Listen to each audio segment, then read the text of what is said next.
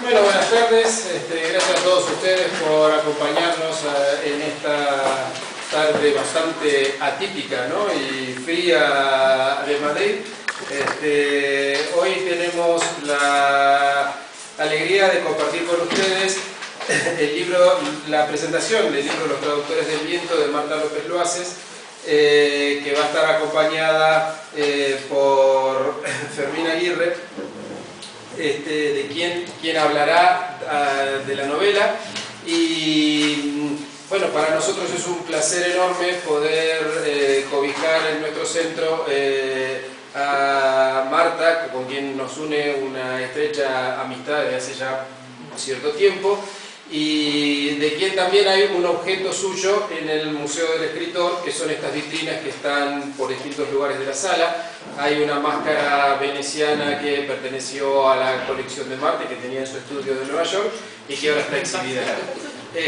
Así que, bueno, luego compartiremos un vino para poder charlar. Ahora los dejo con ellos, que tendrán cosas muy interesantes para comentarles. Gracias. Bueno, primero que todo, gracias a Raúl y a Claudio por permitirnos hacer esta presentación, y gracias a ustedes por haber venido, ¿no? Joaquín Aguirre es profesor de la Autónoma, también es escritor, un libro de relatos preciosos. No es incompatible. Mucha gente cree que sí, pero no es cierto, como hemos descubierto. Y bueno, va a leer un poquito. Luego yo leeré la primera página de la novela para que tengan una idea de qué va la novela, y lo abriremos a preguntas, ¿de acuerdo?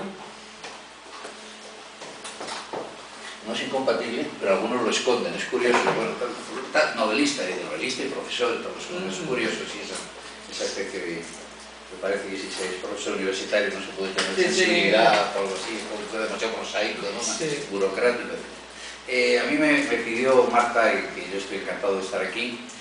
Siempre son estos mayos que coincidimos en sus viajes, siempre hay algún libro por medio, o alguna presentación, o suya, o de otro, de alguno de los amigos, de los grupos, del grupo de amigos que nos hemos ido encontrando en todos estos años, con mejor tiempo, en la Feria del Libro, es decir, charlando hasta algunas horas ya de la noche avanzadas, sin darnos cuenta. Y me pidió que escribiera un pequeño texto, y es lo que voy a hacer con todo el cariño del mundo sobre esta novela, que creo que es una novela muy interesante en muchos sentidos. Yo voy a hablar de algunos, porque creo que tampoco hay a la gente que darle demasiadas no pistas, sino demasiados indicios, y que vaya sorprendiéndose un poco también en la lectura. Yo creo que es una lectura que tiene la suficiente, dentro de lo que es una novela, lo que es la suficiente grado de sorpresa como para poder ir pasando página tras página, que es lo que se le pide a una novela. Creo que también es una novela, y esto lo digo de principio, de una poeta, es decir, lo incidiré después, es decir, alguien que tiene una sensibilidad, a veces parece también que son incompatibles poetas y narradores, pero hay puntos de encuentro en los cuales yo creo que se encuentran los puntos en los que se pueden encontrar esas dos sensibilidades, porque es un poco la idea sobre la que voy a trabajar. Cualquier intervención que se centre en la cultura, comenzamos, debe empezar quejándose. Es una vieja tradición que no debe perderse, porque las personas de cultura, de 2 siglos mal contados a esta parte, navegan con pesar unos días por mares sin viento y otros con tormentas espantosas, que no saben muy bien dónde las llevan ni en qué estado llegarán. Y nada refleja mejor una época que el estado de su arte, del gusto y del genio, de lo que se recibe y de lo que se ofrece. Y sin embargo, se escribe, parafraseando a Galileo, porque la creación es una maldición de la que es difícil librarse, precisamente porque surge no de las musas, sino del desasosiego, de una queja, de una insatisfacción ante lo que nos rodea y nos invade en diferentes órdenes de la vida, del estético al sacro. El artista percibe el mundo como sequías y riadas, como estados críticos, y sobre ellas construye sus preguntas y eleva sus propuestas. Ya definía Sigmund Freud al artista como persona insatisfecha, que no triste, que es otra cosa. No sé si Freud estaba en lo cierto o solo trasladó a los demás lo que sentía él al respecto. Lo que sí es cierto es que la creación es hoy un acto extraño que oscila entre lo entretenido y el desasosiego que nos causa ver cómo ese entretenimiento nos aleja de nosotros mismos, cómo al dejar de indagar, se convierte en mero mecanismo privado de la virtud del preguntarse sobre el mundo. Creo que la obra que nos ha traído hoy aquí, Los traductores del viento, de Marta, es un intento de superar homeopáticamente el mundo que nos rodea, de remontarse lo suficiente para mostrarlo desde las alturas del águila. He dicho homeopáticamente porque quizá la tristeza se combate con tristeza, el desencanto con desencanto, la melancolía con melancolía. Los traductores del viento es una obra que me permito calificar de crepuscular, una constatación hermosa de un mundo feo, pero también de regreso a los orígenes, de reinicio. Aplicar el calificativo de crepuscular es insertarla en una tradición de inquisiciones sobre el libro, la biblioteca y la escritura, como metáforas de algo más amplio, cuyo preguntarse obedece a ese sentimiento de proximidad, de un final, del cierre de una época. Se nos acaba una forma de cultura que tiene en la lectura y el libro, y lo que de ambos se deriva, como acciones, relaciones y espacios, su centro simbólico. Se acaba, aunque tengamos que saberlo, por nuevos libros, que nos hablan de esa muerte constantemente anunciada. Nos dan cifras de tiradas y lectores, pero sabemos que hay algo que falla, que no es convincente en todo esto. Quizá la cuestión del libro no tenga tanto que ver con la cantidad, sino con el papel que juega en nosotros y fuera de nosotros, en la sociedad. Sentimos que algo ocurre con el libro, no tanto porque se nos vaya el amor que le profesamos, sino porque percibimos un cambio climático-cultural, un deshielo libresco acelerado, un enfriamiento global. Quizá la muerte del libro está relacionada con la muerte de la intimidad, de la soledad creativa, fecunda, en beneficio de una soledad aislante que se esconde tras la apariencia de unión de una sociedad disgregada. Hay libros que son encuentros y hay libros que tapan bostezos, tratan de subirnos en el olvido de nosotros mismos. La sociedad que tenía el libro como centro se mueve ahora inquieta, saturada de información, con estridentes destellos atencionales, con riesgo de epilepsia social. La cultura hipnótica que hoy tenemos no es la del recogimiento al que anima el libro, la de la detención del tiempo y la concentración, es más bien lo contrario. No quiero deliberadamente adentrarme en la historia, en la trama, aunque ésta se mueva en un mundo de predicciones, avisos y cegueras de la palabra que se cumple por encima del deseo de sus propios héroes. Pero sí escogeré unas frases que me parecen pertinentes para saber por qué mar navegamos. Con la primera quiero vincular la obra a esa sensación de vivir en una época de cierre que tiene el libro como llave. Hacia el final de la obra podemos leer: quizá esa manera de entender la realidad que nos rodea esté muriendo, así como mueren los libros. No lo sé, no me importa, no estaré aquí para ver. Esto es crepuscular, una melancólica sensación de arrastre, de deriva, de que el viento de la historia pasa las páginas del libro, abandonado en el suelo, dejado a un lado del camino. El viajero ha dejado la obra que le acompaña y ha buscado otros entretenimientos vitales que no le llevan al centro de sí mismo, sino que le descentran, alejándolo de su conciencia problemática. La literatura es la problematización del ser humano, no es otra cosa.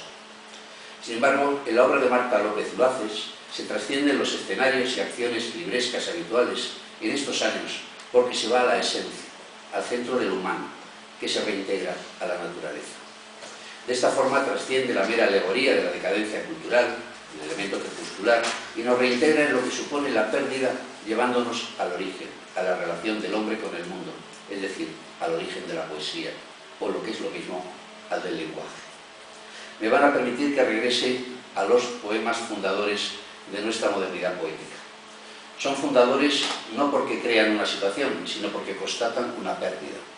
En el origen de nuestra modernidad poética, la palabra que nos es dada es a la vez mediación y separación. Porque el lenguaje en el que podemos hacer la poesía que habla del mundo no es el lenguaje del mundo, sino el lenguaje humano. Es en esta distinción clave en donde radica la esencia de la poesía de los últimos 2 siglos, descontando el XXI, que realmente no ha comenzado, pues los siglos para contar tienen que decir algo nuevo y todavía no lo hemos hecho. Quisiera ejemplificar lo dicho con dos poemas que representan esa pérdida y esa añoranza, esa melancolía del lenguaje perdido, desde la expresión en el lenguaje dado, que aun siendo bello, no es más que pálido reflejo del que perdimos, del verdadero. Son dos de los poemas iniciales de Las Flores del Mal, célebres, correspondencias y elevación. Son dos poemas que nos hablan, el primero, del drama del hombre que es incapaz de comunicarse con un mundo que le interroga porque se ha separado de la comunión natural mediante la razón distanciadora. Es un poema que nos habla implícitamente del hombre expulsado del Edén, cuya condena más dura no es ni la vergüenza ni el trabajo, sino la desconexión de lo natural, la exclusión de la armonía. Es el bosque de símbolos que el hombre recorre sin entender. En el segundo de los poemas, Elevación, Baudelaire recurre a la metáfora de un nadador que asciende desde el fondo asfixiante del mundo hasta la limpieza del éter celestial, en donde comprende sin esfuerzo, nos dice, el lenguaje de las cosas mudas. Las cosas mudas hablan. Somos nosotros los que hemos olvidado nuestra lengua original, una lengua que nace del silencio, lúcido, frente a la cacofonía babélica. En la novela de Marta López Luaces no se habla de la traducción de una lengua a otra, sino de la traducción del mundo, representado, cuyo lenguaje es el viento, fuerza invisible, como el viento que roza el arpa eólica, produciendo una música pura, según la metáfora que retomaron los románticos, con esa dolorosa sensación de la cesura que suponía la separación humana del mundo. La obra juega con diferentes formas estilísticas para revelar esas diferencias de nuestros usos sagrados y profanos, de leyendas y de sentimientos en una rica variedad. Hemos perdido la lengua original, la que añoramos, pero nos quedan las lenguas humanas, las de los hombres y sus instituciones, lenguas imperfectas con las que hablar de nuestros sueños y carencias. Son las lenguas con las que lucha el Creador en su intento de dar forma a lo informe, de articular lo inarticulado del origen. El hombre crea cultura como Dios naturaleza. Traduce del hebreo Mateo, uno de los protagonistas, una cita del libro de la claridad. El hombre crea cultura como Dios naturaleza. Y es ahí donde reside efectivamente el papel de bisagra del artista, del poeta, medium entre ambos mundos, el de los hombres y sus lenguas imperfectas y el de Dios y sus criaturas que quedaron en el Edén compartiendo esa lengua muda de las cosas a las que se refería Baudelaire. En este sentido, la novela no es solo acción, relato, sino tratado poético, pues aunque esté lejos formalmente de la poesía, no abandona su eje primordial, el configurado por el hombre, el mundo y el lenguaje, y las interacciones que se puedan producir. Uno de los aciertos de la obra es, en mi modesta opinión, haber creado un mundo espacialmente indefinido, o quizá le cuadre mejor, ambiguo, un espacio que oscila en la imaginación lectora entre un mundo medieval y un mundo moderno. Este universo ficticio es real y es simbólico. La ciudad de Enoch y el mundo que la circunda es espacio sobre todo alegórico, un estado del mundo, lo espiritual trasladado a las tres dimensiones espaciales y a una cuarta dimensión simbólica y atemporal. Es una obra que leemos como sonámbulos, en un estado intermedio entre el sueño y la vigilia, entre la descripción de lo imaginario y la percepción de lo real de la ficción, que establece el vínculo con nuestro propio mundo. Es un decir sesgado que no abusa de lo descriptivo porque prefiere la sequedad esquemática de lo conceptual. Sus espacios son ideas, lugares del intelecto con los que construir un mundo que es enunciado, frase. No quiero anticipar nada más de una obra de dobles planos, que en momentos parece diario de dudas vitales, en otros se distancia de la reflexión y finalmente se vuelve institucional a través de los libros ficticios. Esta es la confidencia y está la voz destinada a ser mito compartido, libro oficial de los celebrantes de una misma fe con la que superar el deterioro y los olvidos de las esencias. Hay en la novela una horizontalidad del relato que establece las acciones mundanas y también una verticalidad que es mítica, sagrada, poética, que une las aspiraciones muchas veces olvidadas por la vorágine de la historia, de los que viven olvidando y necesitan de traductores que en cada generación les recuerden lo que han perdido. Son los traductores del viento, los que nos recuerdan que somos más de lo que pensamos, menos de lo que creemos y que nuestro destino pasa por no olvidar, esfuerzo inútil, pues no dejamos de hacerlo. Agradezco esta oportunidad doble, la de leer el libro, ha sido muy gratificante, y también la de compartir aquí estas reflexiones sobre él con todos ustedes, que es siempre el placer añadido que todo libro nos proporciona, que es el de la comunidad de lectores.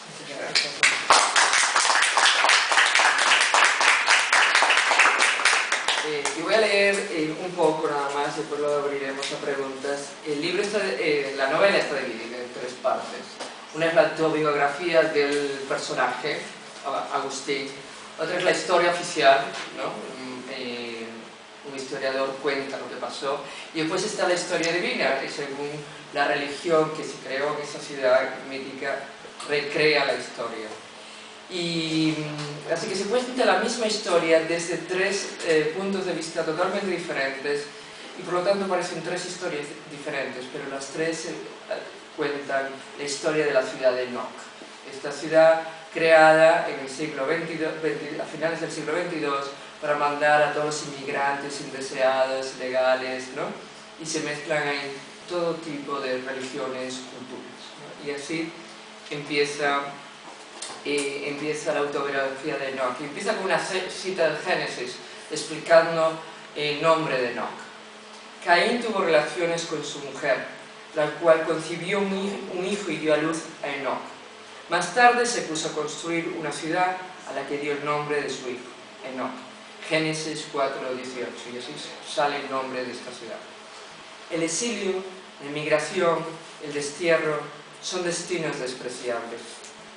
En Enoch los días son cortos y las noches de una oscuridad transparente, como si siempre hubiera luna llena, solo que si la mirada la buscara, no lograría encontrarla. Por las tardes, una neblina se cierna sobre las calles, confiriéndoles una intimidad obscena. Desconocida y peligrosa, el misterio de la ciudad se ahonda aún más debido a la escasa información que podemos obtener sobre ella. La poca educación de la mayoría de los residentes ha sustituido la historia de Enoch por mitos y supersticiones. Así circulan gran cantidad de teorías sobre la fundación de la ciudad. Las más infantiles e inocentes se las adjudican a extraterrestres, o sostienen que es un sortilegio de Merlín y que esta ciudad sería el Avalón desaparecido. El samuelismo, la única religión oriunda del lugar, enseña que Enoch se ha fundado sobre la ciudad que construyó Caín y que sus habitantes somos los descendientes espirituales del fratricidio. Ellos, los sacerdotes samuelistas, en cambio, como descendientes directos de los misioneros que llegaron a evangelizar hace ya varios lustros, se creen los herederos espirituales de los levitas. La explicación no es tan exótica ni fantástica, sino que la memoria colectiva ha decidido ignorar su propia historia. Enoch fue construida como un campo más de refugiados, parte de un plan internacional para resolver el problema de la emigración a los países económicamente más desarrollados. Los diferentes gobiernos decidieron, en un plan conjunto, construir en el rincón más apartado del mundo, en un desierto olvidado por todos, sobre unas ruinas perdidas, una ciudad que albergaría a los inmigrantes indeseables, ya porque fueran ilegales, ya porque hubieran naufragado en alguna patera a la deriva y ningún país les hubiese dado auxilio, ya porque no tuvieran educación suficiente, o simplemente porque después de un tiempo ya no se los necesitaba más como mano de obra. Enoch sería, por acuerdo internacional, el común destino de todos ellos. Y esto es como la ciudad empieza a construirse y a pensarse, ¿no? Y luego todo lo que le va pasando al personaje principal realmente es lo que le va pasando a la ciudad, ¿no? Hasta la ciudad y el personaje principal más o menos se construyen a sí mismos, uno y el otro, ¿no? Y después está la historia oficial que hace desaparecer toda la memoria de Agustín, o la pone en duda. Y luego está la historia sagrada, que es la historia del mito, porque se construye la ciudad es por razones divinas, ¿no? Y entonces los tres discursos se apoyan y se niegan al mismo tiempo, ¿no? No sabéis muy bien quién dice la verdad, ¿no? Y esa es un poco la novela. No sé si tienen preguntas o... Muchas, sí, muchas. Todas. Pero no hemos leído, es una pena, porque me apetece leer. Bueno, ¿qué tal te va en Nueva York, Marta? Pues muy bien, no me puedo quejar. La verdad que después de muchos años empiezo a aceptar Nueva York y Nueva York me empieza a aceptar a mí, que ya es mucho. No, la verdad que está muy ¿Cuánto bien. tiene de Nueva York que no? Yo creo que Enoch tiene hoy todo lo que tiene una ciudad grande, moderna. No solo Nueva York, Berlín, París, Madrid, Barcelona. Que Incluso es, el conjunto de todas. exacto, que es cómo convivir con diferentes lenguas, diferentes culturas, diferentes religiones, bien. Saber comprendernos, cómo hacemos las negociaciones y los pactos sociales. Porque los pactos sociales se hicieron desde una sola cultura. Y cuando no funcionaba una sola cultura, una mataba a la otra y se hacía el pacto social, ¿no? Eso era como más o menos funcionó históricamente. Eso ya no es aceptable. Tenemos que reconstruir pactos sociales donde todos seamos incluidos. Y eso es un poco Enoch. Pero Enoch funciona o no funciona, nunca se sabe. Al final queda un poco abierto eso, ¿no? ¿Dónde vamos? ¿Cómo pactamos? Sin haberla leído, porque la acabamos de presentar, ya la leeré.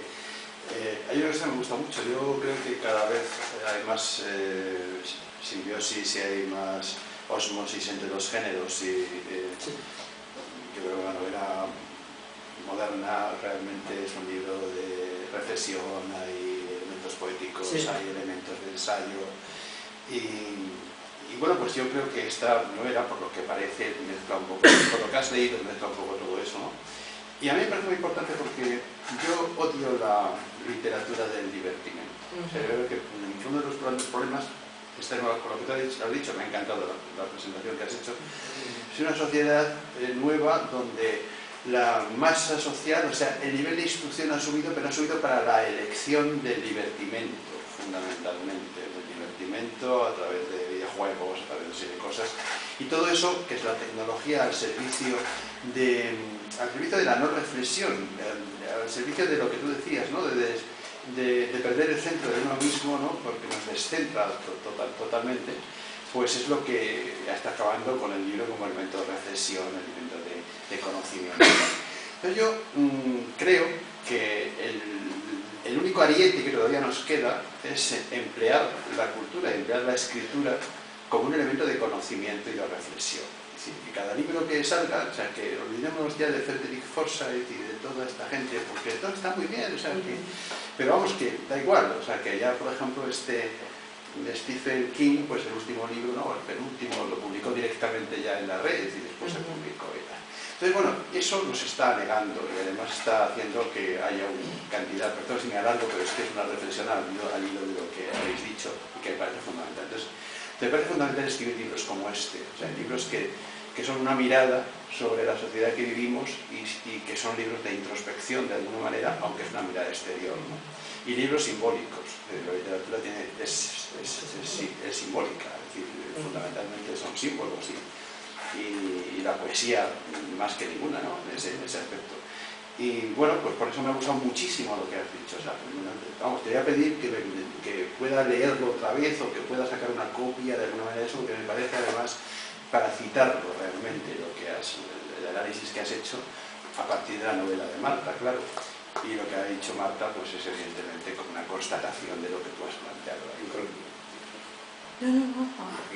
Creo que hay esa misma idea, el concepto de entretenimiento en algunos momentos aparece como si negativo, precisamente de la... Sí, porque uno de los grandes problemas de la ciudad es que está totalmente abocada al entretenimiento. Para el entretenimiento se llega a un momento en que se vuelve de una crueldad total, ¿no? Por ejemplo, hay estos juicios que recuerdan los juicios romanos, ¿no? Donde se juzgan a los criminales. Y el minuto del odio de 1984. Exactamente, perfecto. Y claro, ahí todo el mundo puede votar y el que vota siempre es para lo más cruel posible de la forma, ¿no? En donde el entretenimiento nunca satisface nuestro deseo. Por lo tanto, por eso las películas cada vez son más violentas. Porque una vez que ves una película violenta, ya la siguiente tiene que ser más violenta para satisfacernos. Y más, porque si no nos acostumbramos a ese tipo de violencia, ya no sé. Y eso es el problema del entretenimiento, es que siempre tiene que ir más allá.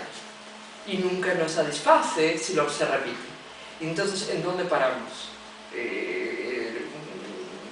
Nadie lo sabe, ¿no? Y eso es un poco lo que... La degeneración del entretenimiento es la crueldad. Y eso es lo que yo creo que nunca nadie conecta, y sin embargo cualquiera que vaya a ver hoy en día cualquier tipo de arte que base su mundo en el entretenimiento es la crueldad. Y la masificación. Bueno, es que la masificación es la crueldad. Y la anulación del pensamiento. La individualidad es la belleza. Pero es muy difícil vender la individualidad. ¿Cómo vas a crear una cosa? Entonces nos tienen que hacer a todos iguales, y cómo es buscar aquello que nos llame la atención y crearlo en un entretenimiento. Pero lo que nos llama la atención no puede repetirse porque ya no nos llama la atención. Y por lo tanto tiene que cambiar. Y si nos llama la atención la crueldad, pues tiene que ser más cruel, más cruel y más cruel para que no se repita. Me pareció el otro día una noticia que leí realmente alarmante. Parece que en el Teatro El Globo de Londres están dando una versión de Tito Andrónico, que indudablemente uno tiene la idea de la película de Julie Taymor, que más violencia imposible, ¿no? Es la primera vez que rompe con la tradición del teatro que no se muestra, y muestran excesivamente todo, pero bueno, es su límite, ¿no? Ahí queda como una obra que uno ha visto, que ha marcado. Bueno, ahora parece que el juego es que otra puestista, otra directora, otro equipo de producción ha hecho una apuesta tanto más violenta de la misma obra que la gente se descompone mientras la ve. Entonces, ¿qué es eso? O sea, lo que en un momento realmente era algo que tenía sentido, que era realmente chocante, pero ya se transforma en una apuesta, ¿no? A ver, yo ahora voy a hacer la misma obra 4 veces más chocante, pero ¿qué es eso, no? Pero bueno, eso es lo que atrae. Desgraciadamente, si tú repites lo que hizo Jude Taylor, no va a venderse, a atraer gente.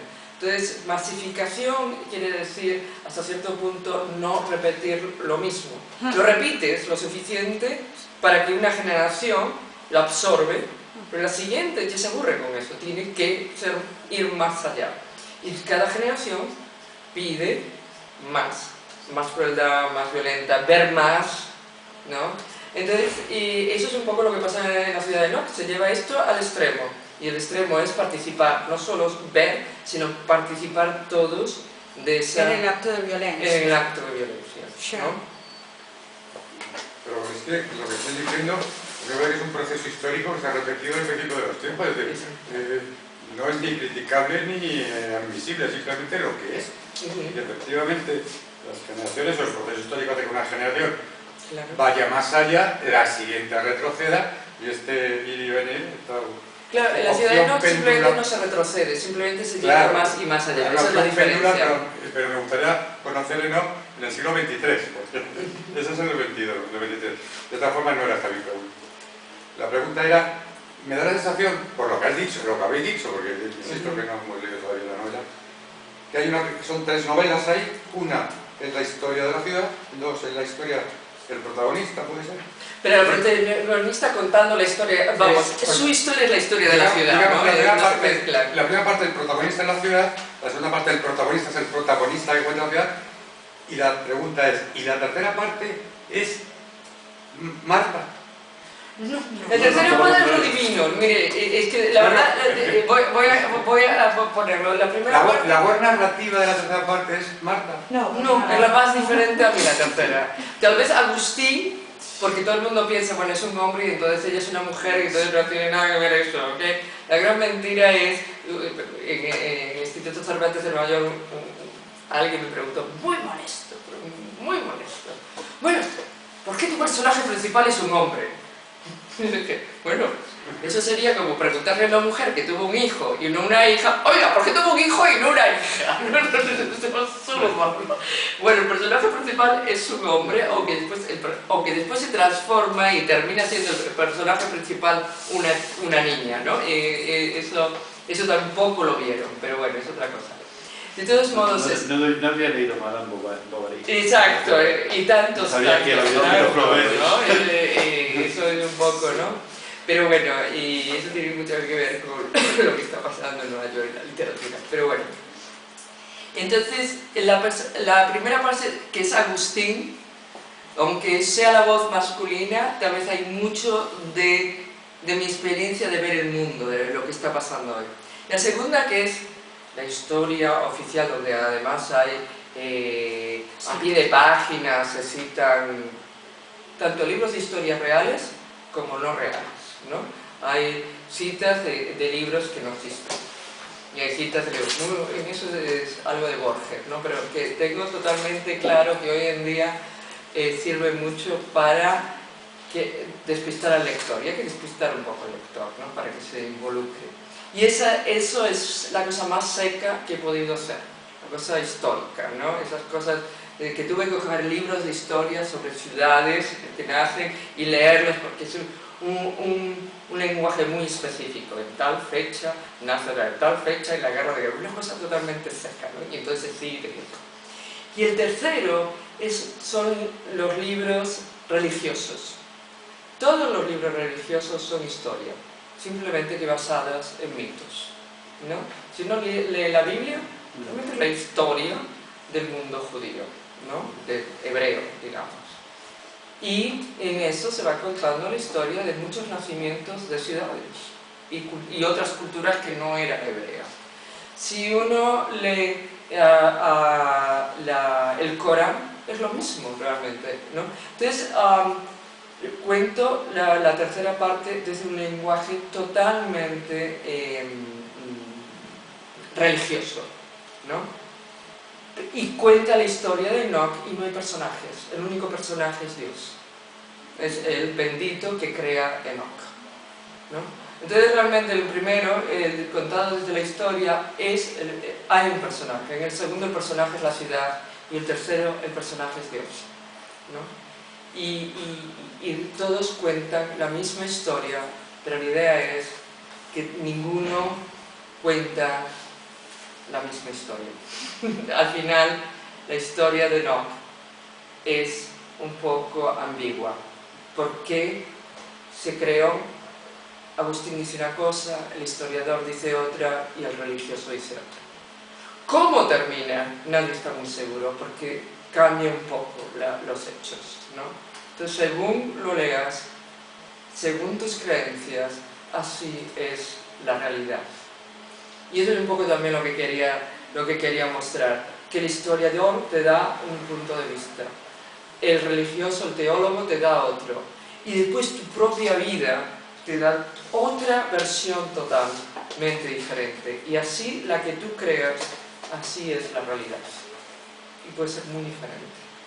Ahora que has citado el tema, sin entrar en política, ¿no? de Israel y demás, a mí me ha recordado un poco el tema, ¿no? Es decir, yo que he estado en Israel, conozco muy bien el tema y conozco toda la historia, es increíble las posturas ideológicas que tiene la gente del resto del mundo sin conocer para nada la historia de Palestina, de la tierra, es que no saben nada absolutamente, pero ninguno, de un lado y de otro. Entonces, según eduques y según pues defienden una postura, defienden otra, y son historias completamente distintas. Y en realidad es totalmente distinto, porque en última instancia, según el discurso, así la realidad.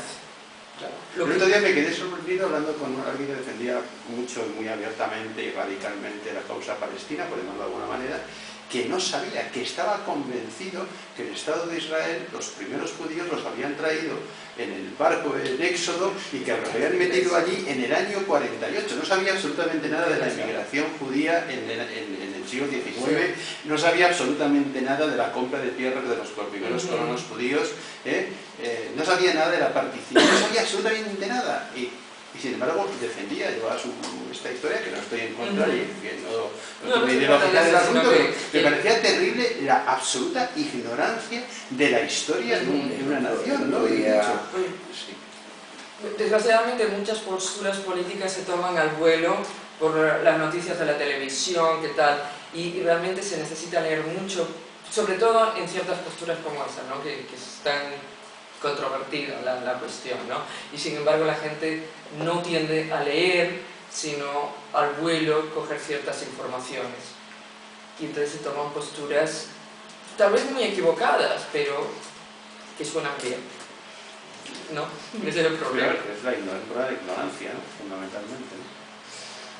Sí, pero también hay una... Volvemos a la idea de masa, ¿no? Y la información masiva de la televisión.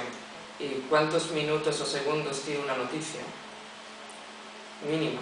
Por lo tanto, si basas una postura política en eso, las posibilidades, y no solo en eso, no solo en Palestina, sino en cualquier cosa, va a ser muy difícil, digamos, ¿no?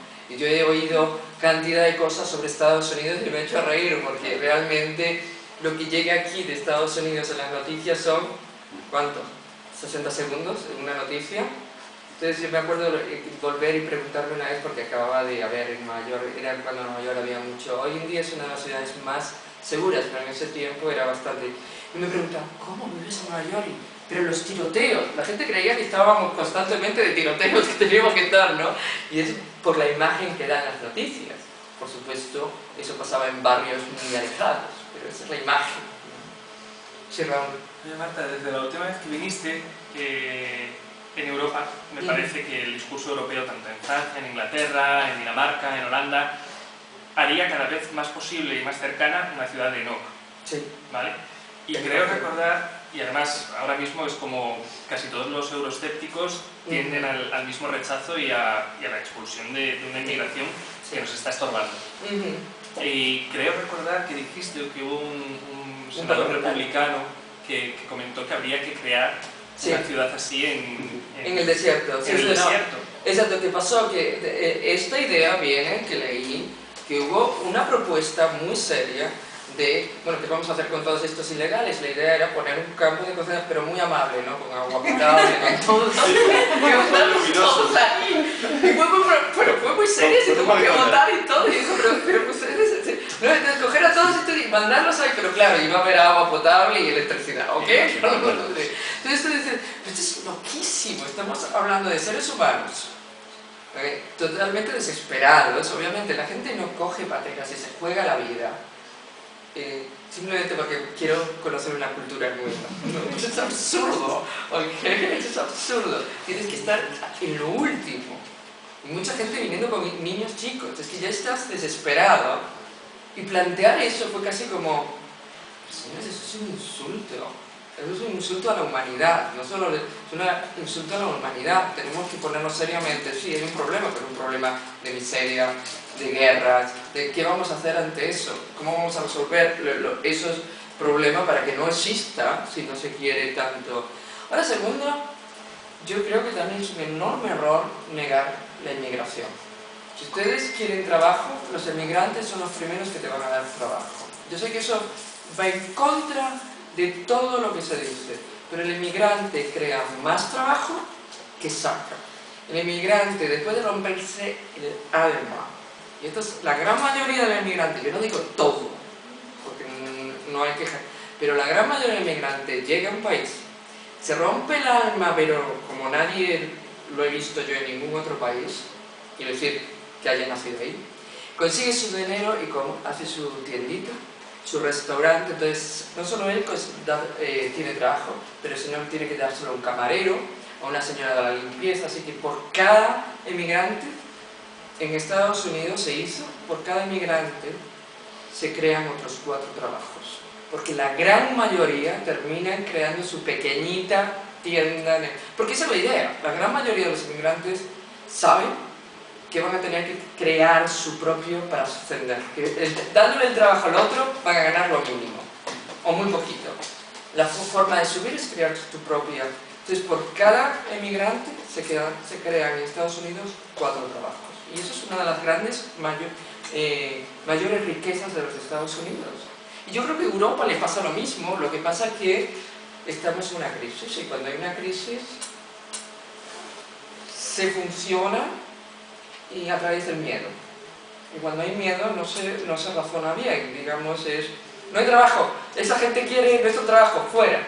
Y no se mira a largo plazo lo que realmente es positivo. Solo se ve, bueno, están llegando ahora y no tenemos trabajo. Perdón por interrumpir, pero es que hay un tema fundamental diferente en Europa respecto a Estados Unidos.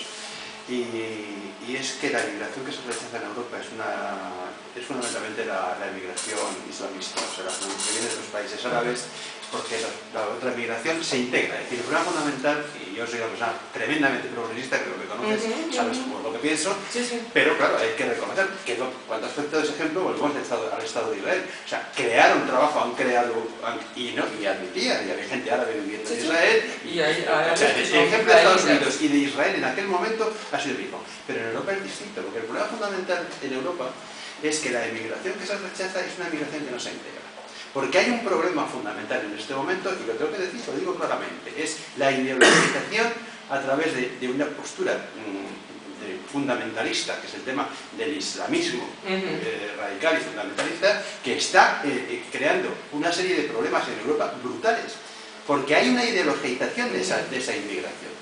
Viene la gente más ignorante y fundamentalmente yo acabo de venir de Bruselas y he visto los barrios.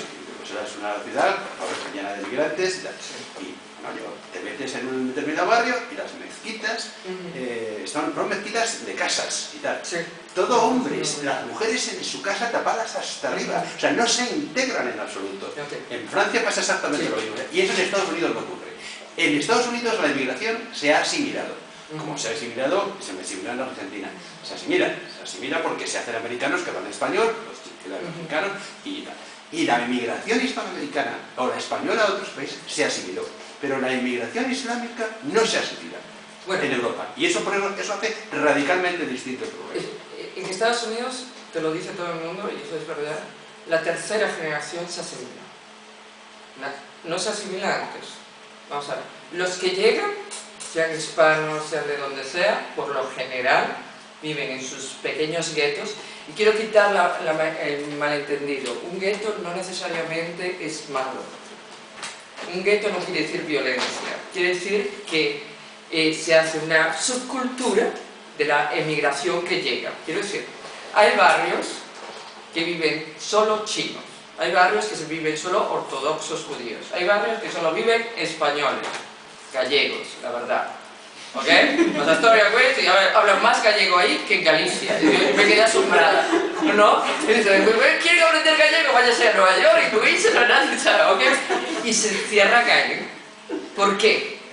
Vamos a ver, porque tú llegas sin el idioma, sin la cultura, sin entender nada de nada. Tú tienes 40 años. Imagínate que tienes 40 años. Si tienes 15, 16, 17, es diferente. Pero llegas con 40 años y no entiendes nada.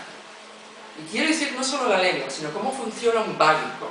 Ustedes se dan cuenta que cómo funciona aquí un banco es totalmente diferente de cómo funciona un banco allá. Cosas tan tontas como el correo. Tú tienes que aprender todo. ¿Quién te lo va a enseñar?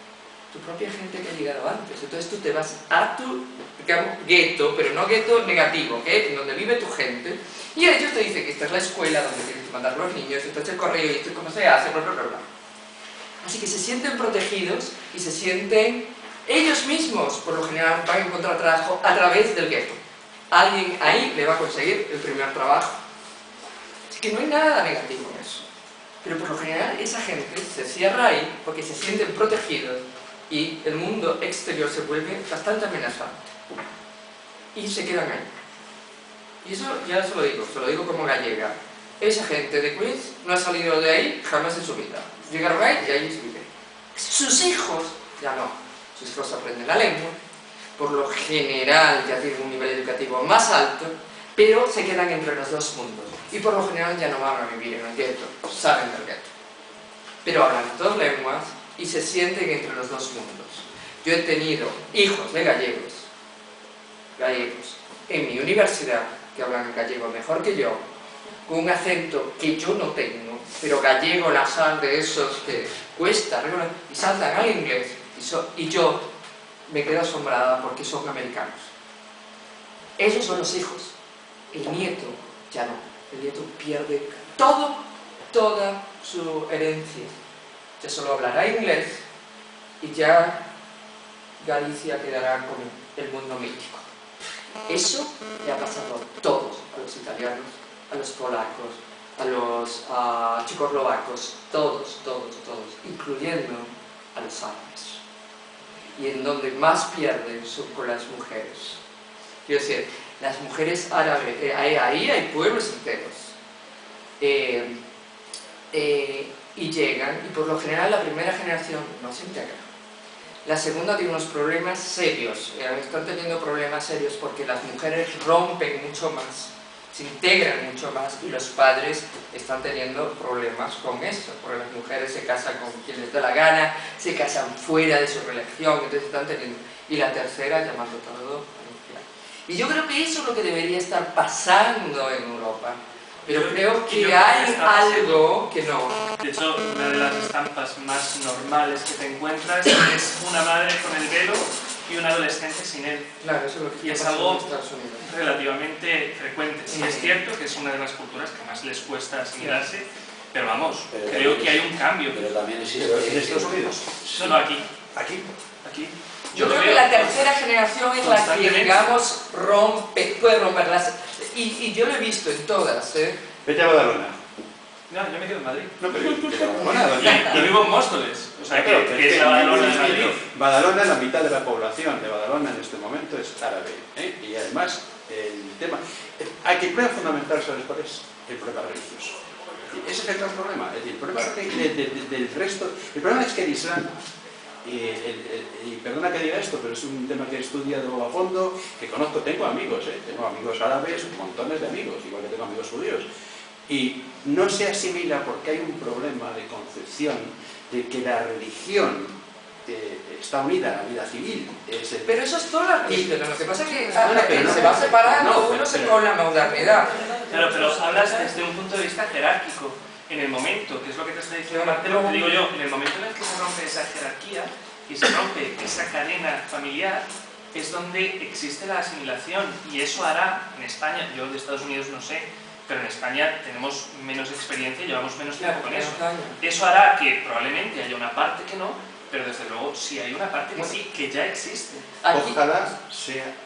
Yo al menos lo estoy viendo. Es el proceso y por lo general, mira, en Estados Unidos ya se está dando matrimonios entre judíos y árabes, que obviamente pierden a las dos familias, ¿no? Cuando esas dos comunidades, pero es más común de lo que la gente fuera de los Estados Unidos. ¿Por qué? Porque ya llevan 4 y 5 generaciones. La tercera rompe, y la cuarta le importa un bledo si su familia era judía o árabe. Y uno de los grandes...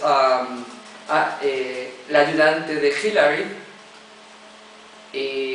es una mujer musulmana casada con un judío, ¿no? Y los padres de ella se negaron a ir a la boda, ¿okay? Y ella más o menos dijo, es un problema de ellos, ¿no? Quiero decir, las generaciones se van modernizando, pero no la primera. La segunda le cuesta, ya se queda en esos dos mundos, y ahí está el mayor problema, donde hay problemas de violencia, cuando los barrios se levantan. No es la primera generación, ni será la tercera, es la segunda, la que se queda en el medio y quieren ser, por ejemplo, los franceses, ¿no? Cuando los franceses, estos muchachos árabes se levantaron, no fue ni la primera ni la tercera, los que quemaban los barrios, era la segunda, que estaban muy tirados por sus padres hacia el mundo musulmán, de sus orígenes afuera turco, ya por marroquíes. Y por otro lado estaban muy tirados también por el mundo moderno de Francia y no se sentían ni de aquí ni de allá, pero se sentían que los dos mundos exigían cosas que ellos no podían dar. La tercera, ya se sienten franceses, ya se sienten americanos, les importa un dedo todo. Pero es esa generación Gozne que es la más problemática porque es la que no se siente incluida en ninguno de los dos mundos. Y yo creo que eso es lo que le está pasando a Europa, que no llega a la tercera, donde tiene que incluir y empezar a absorber y empezar a comprender esa generación. Esa es la generación que se mete en pandillas, esa es la generación que se mete fundamentalista, esa es la generación que tiene más problemas, la que nace en el país, de padres. Pero eso es verdad, con los hispanos cuando se levantaron en California, no fueron la generación que llegó. Ustedes recuerdan Los Ángeles, cuando se levantaron los chicanos, ardió. Los padres llegan y saben que ese mundo no les pertenece. Saben que se van a tener que aguantar todas las humillaciones, todo lo que se aguanta un emigrante. Y lo aceptan. El hijo que nació ahí ya no acepta esto.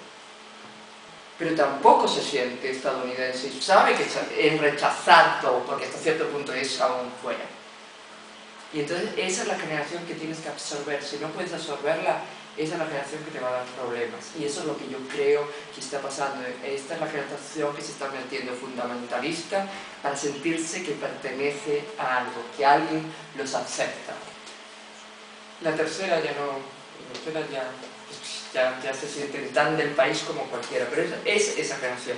Y yo lo he visto, no porque yo entiendo, pero yo lo he visto por razones raciales, lo he visto por razones religiosas, lo he visto por razones culturales. Los levantamientos tienen que ver con el sentimiento de pertenencia. Y es esa generación que se siente tirada por ambos lados, que es la que se va a meter a fundamentalista, se va a meter en pandillas, o va a ser, porque es una búsqueda de querer pertenecer. ¿Y los chinos de tercera generación también les pasa? ¿O los chinos son diferentes? Sí, no, los chinos son los que más se mezclan, rapidito se mezclan. Pero aquí difícil. Aquí es diferente otra vez porque los que llegan, vamos, porque aún no vivisteis la segunda generación, la primera no. La primera tiene unos líos con la segunda tremenda, porque yo tenía una chica nacida en Venezuela, de padres chinos, y que se mudaron para Estados Unidos. Hija, si me quieren casar, tienen un novio en China y están empeñados en traer casarme. Y yo digo, pero porque en China eso es lo que se hace al llegar. Entonces ella tenía 20 años y que era una vieja y que no la daban casado. Porque cada vez que elegían un novio, ella nada. Y estaban desesperados porque esta muchacha era muy hispanoamericana, porque yo se había criado en Venezuela y Estados Unidos.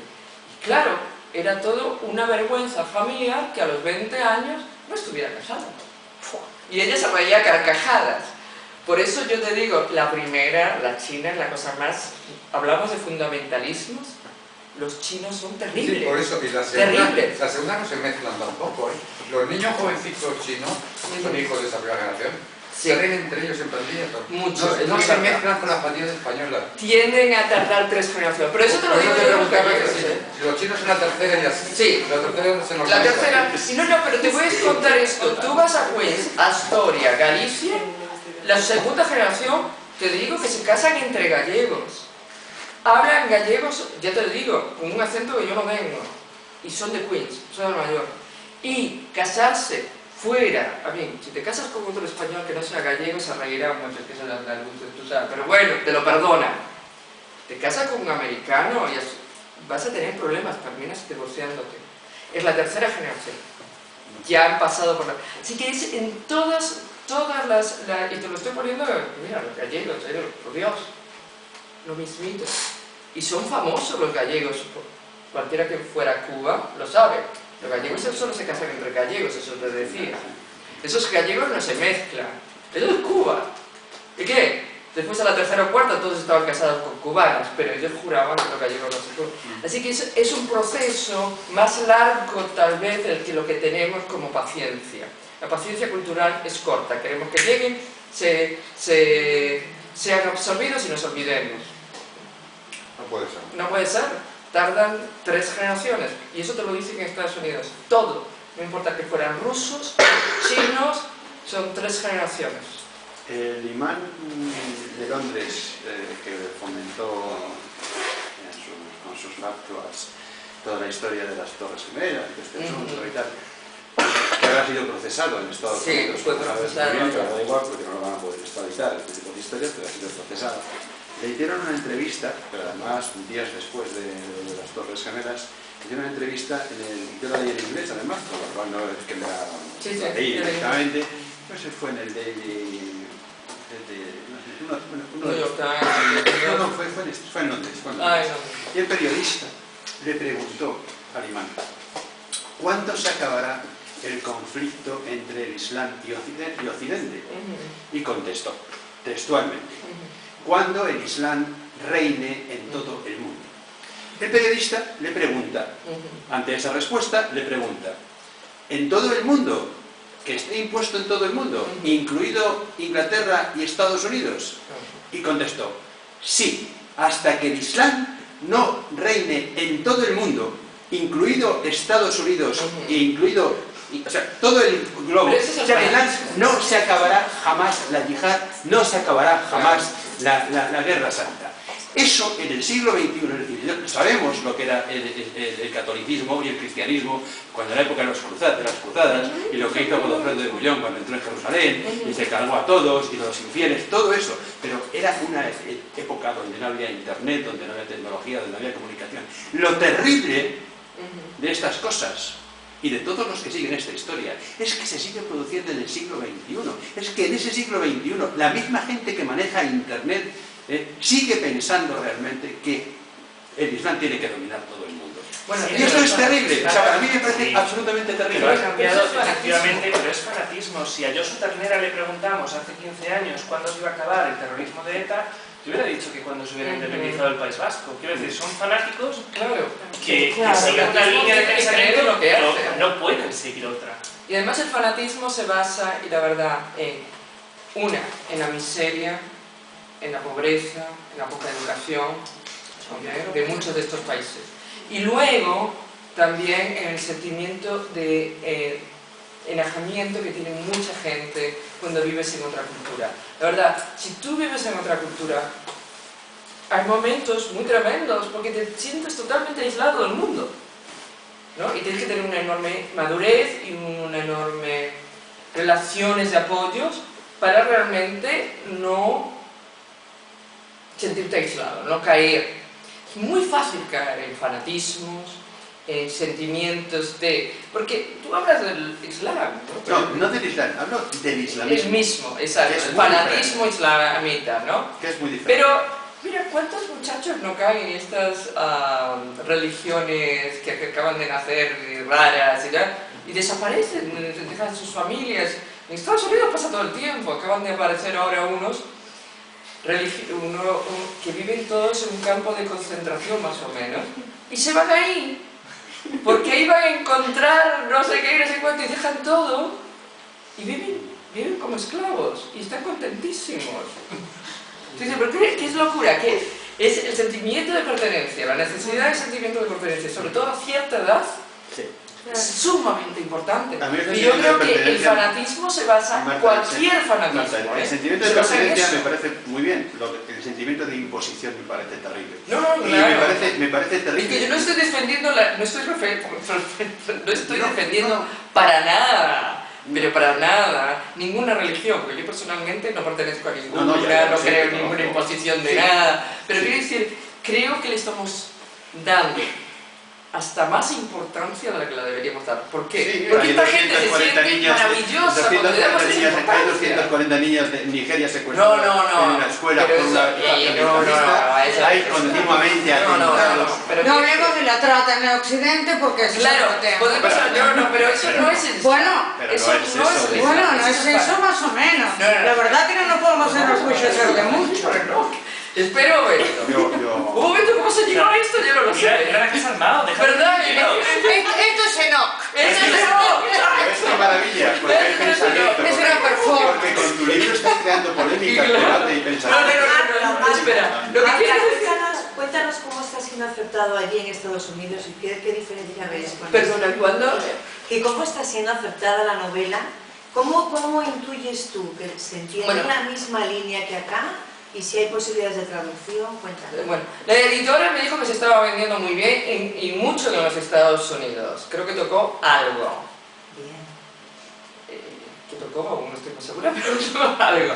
Segundo, en la presentación que hubo, que vino muchísima gente, pero voy a ser sincera, no creo que fuera por mí. José Ovejero, que éramos amigos desde hace muchos años, estaba en Filadelfia y vino a ayudarme. Claro, todo el mundo vino por José Ovejero, pero bueno, se lo agradezco mucho, no voy a mentir, pero tuvieron que terminar pidiendo que por favor, porque hicieron muchísimas preguntas también sobre la novela, sobre todo por la forma en que está escrita, ¿no? Porque como la divido en tres, ¿por qué no poner una historia, ¿no? Y todo ese tipo de cosas, así que fue muy... Y ahora una amiga quiere traducirlo, y estamos hablando de eso en Estados Unidos, y hay todo un proceso de traducción y todo un proceso de publicación bastante complicado. Bueno, yo creo que en todas partes hoy en día, no solo en los Estados Unidos, ¿no? Pero creo que ha gustado lo suficiente, y una agente literaria que trabaja conmigo en una cosa, bueno, no sé si decir, bueno, está bien. Oye, hay no sé si lo conocen, está muy bien, me parece estupenda la idea, y es muy bueno que lo hayan hecho. El Ministerio de Cultura y Secretaría de Comercio han hecho este programa, en donde estoy yo, pero también está una traductora americana, una agente literaria americana y dos que trabajan en bibliotecarias. Y nosotros cogemos todos estos informes de todas estas novelas de España y Latinoamérica. Tienen que ser, casi todos son españoles, la verdad os digo, pero pueden también ser latinoamericanos. Leemos todo esto y recomendamos novelas para que España empuje para que se traduzcan y se publiquen en los Estados Unidos, ¿no? Tenemos un montón de informes, solo recomendamos 10, de los cuales por razones comerciales terminan siendo 5, pero eso ya no tiene nada que ver con nosotros, tiene que ver con razones comerciales. Lo cogen 4 o 5 editoriales españolas y deciden cuáles van a ser las que más dinero van a dar. Lo cual es absurdo, porque a veces he visto las cosas más tontas. El criterio. Sí, la coge Alfaguara, Planeta, un montón de gente que viene, es otro grupo, y dice, esta podemos venderla aún mejor. ¿Ok? Entonces nosotros escogemos más por razones estéticas, por razones de, tú sabes, somos escritores, eso de los comercios, y entonces después ellos dicen, pero estos 5 realmente pueden hacer dinero. Pero siempre dentro de las 10 que nosotros hemos escogido, así que escogemos las 10 que nosotros creemos mejor, que nos interesa, que creemos que están muy bien, que y después ellos escogen de esas 10, las 5 que creen que van a poder hacer dinero. Así que es como una negociación entre estética y dinero. ¿Y al final eligen siempre las de las editoriales grandes? ¿Siempre las de las editoriales grandes? No, hemos escogido, de hecho, de las editoriales grandes casi ninguna. Este año hubo, de las 10, solo una de Alfaguara, 2 de Alfaguara, y el resto eran de diferentes editoriales medianas y pequeñas, algunas que yo ni siquiera conocía, la verdad sea dicha. Así que vienen de todas partes, realmente en ese sentido lo están haciendo muy bien. Están mandándonos de todas las editoriales lo nuevo que ha salido a eso, y después lo empujan para que haya traducción y edición. Y eso es un programa nuevo que yo creo que está muy bien. ¿Cuándo ha empezado? Porque no sabía que estabas en eso. Yo hace 5, pero yo solo hace 2 años que estoy. Y realmente creo que es muy necesario que se haga, porque en Estados Unidos se conoce tan poco de la literatura española. Se conoce un poquito más la latinoamericana, pero los grandotes, ¿no? Gabriel García Márquez, Borges, los grandotes, ¿no? Pero en España ni siquiera los grandotes. No se conoce para nada. Es ahora, con estos esfuerzos que se están haciendo a través del Instituto Cervantes, que está haciendo muchas presentaciones bilingües, ahora empiezan bilingües para atraer el público americano, porque antes era todo en español, pero era un poco absurdo, ¿no? Hacían las presentaciones, todo era en español, entonces íbamos lo que ya hablábamos y ya conocíamos la lengua, íbamos que ya lo conocíamos, ¿no? Entonces ahora la idea es hacer todo bilingüe, ya sea a través de traducción instantánea, ¿no? O con personas o diferentes formas. Entonces, dar a conocer de la literatura en español al público americano y esto. Entonces empezar un poco a eso, porque realmente es que era inexistencia, ¿no? Entonces... Nos vemos, sí. Entonces eso creo que está empezando poco a poco a producir cierto... ¿Y cómo se engancha tu novela con este? Porque la gente literaria, sí, ahí venía algo a la pregunta. Esta gente literaria está ahí. Aunque entonces me dijo que se traduciera y entonces ahí empezaríamos a moverlo. ¿Y te va a recomendar el grupo dentro de esos 10? No, porque yo ¿Qué voto tienes? saltarme el asunto. Claro, tienes que aprovechar. Claro. Yo pienso saltarme ya el asunto de los 10, ¿no? Que me traduce una amiga y me ayuda una amiga. Sí. ¿No? Bueno, yo voy a cuando yo no tengo experiencia en el mundo de ser escritora ni nada, pero supongo que cuando escribes, aparte mucha gente se inspirará en millones de cosas, pero cuando escribes, ¿intentas fijarlo para un público en particular o tienes alguna intención de enfocarlo hacia una generación?